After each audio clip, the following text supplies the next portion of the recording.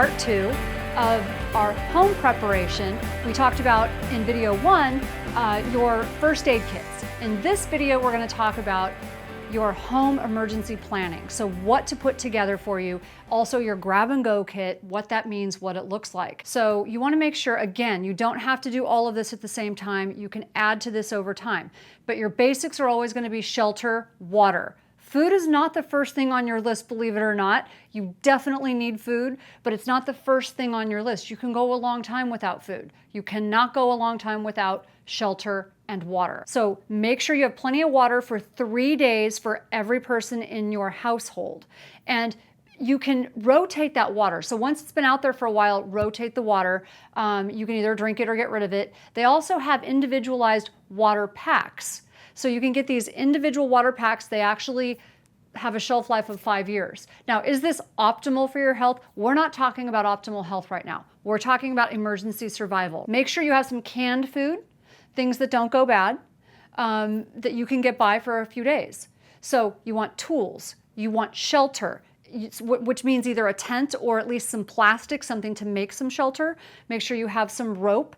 Absolutely make sure you have something for lighting. So if you don't have portable lanterns, which I've got portable lanterns, then you've got to have some candles and a way to or start a fire, some waterproof matches, things like that.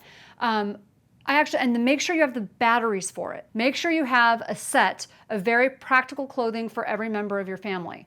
Now by practical clothing, I mean like a long sleeve shirt, sweatshirt, a jacket, and a pair of slacks, like pants that are really sturdy, and some closed-toed shoes. These are the pants I wear when I go hiking, when I go camping, and I also have them in my emergency kit. And the reason I wear these, they're sort of like cargo pants. They're very thick canvas, and they've got lots of pockets on them.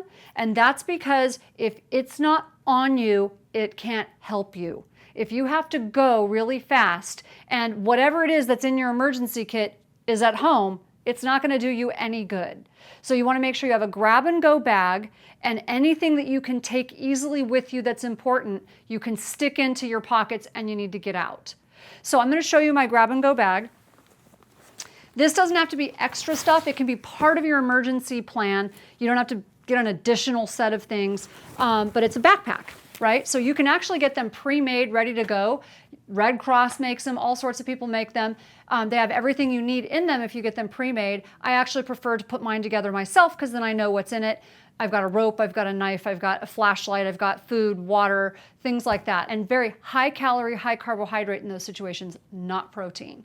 So this is not the time that we're thinking low carb, high protein. This is the time we're thinking high carb, high fat.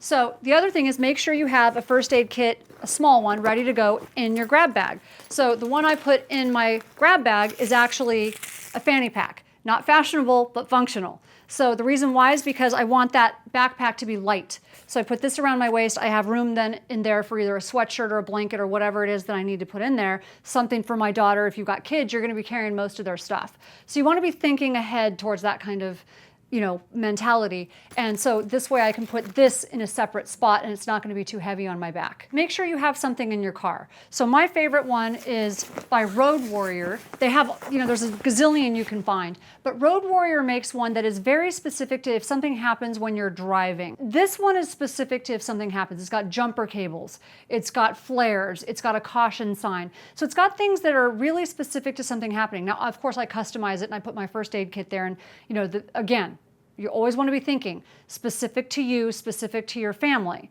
But you always want to have this in your car because you just never know. Now let's talk a little bit about when you're traveling. So if you go on a trip somewhere, if it's in the country, it's a little bit different than if it's out of the country. You're going to plan a little bit differently. We do a lot of international travel as well as domestic travel. So I don't worry as much about it when I'm traveling domestically because I know people speak the language. I know the medical system. I know I can get medication if I need to or go to an emergency room. My insurance works. So it's not quite as difficult, but I always still travel with my first aid kit. I always travel with minimal jewelry. And I know, ladies, we love to show off our jewelry. Don't do it. It's just not smart. So I travel with a basic band. I never travel with my wedding ring. I never travel with big earrings. I travel with something meaningful, but doesn't have monetary value. These are some simple earrings my daughter gave me. Love them, But if someone wants to steal something from me, they're not going to rob me for these. You really don't want to draw too much unwanted attention to yourself.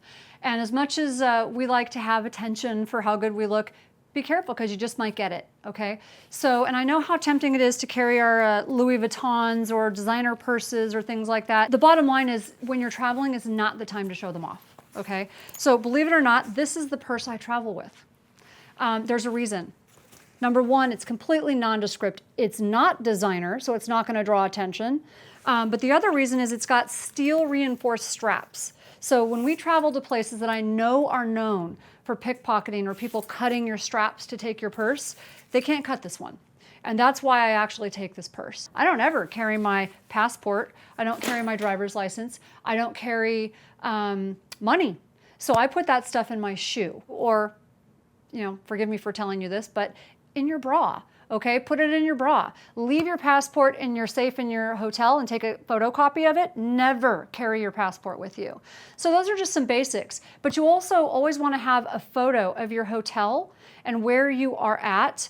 And if you're not sure where you're going, take another photo wherever it is that you're moving to so that you have some landmarks. You want to carry a map with you because then you can look at the photos and look at your map and go, oh, okay, now I know I'm oriented, right? You also want to have a meeting place. You want to know where you're going, and you can actually do most of this research ahead of time. What's the crime rate like? How hard is it going to be for me to get medications, which just take them with you. It's probably the easiest thing to do. At least have the basics. So you want to have like Imodium, Advil, you know, some Claritin D, some Benadryl, things like that. Have the basics with you.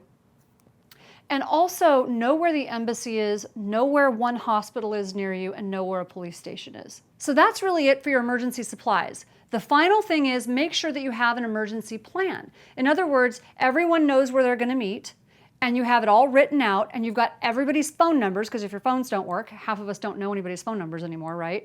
So you need to write down everybody's phone numbers, just in case landlines work, and you need to have every person in your family, in case they can't use their phones, have a meeting place. Everybody knows. And you've got a meeting place and you've got a backup meeting place. So I hope that information was really helpful to you. I would love to know what your emergency plan at home looks like, what your setup looks like. If you have an emergency plan, how did you put it together?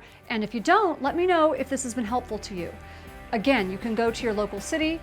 Mine's Newport Beach, newportbeach.com. You can get lots of information there, and let us know if we can help you address any other questions. Thank you.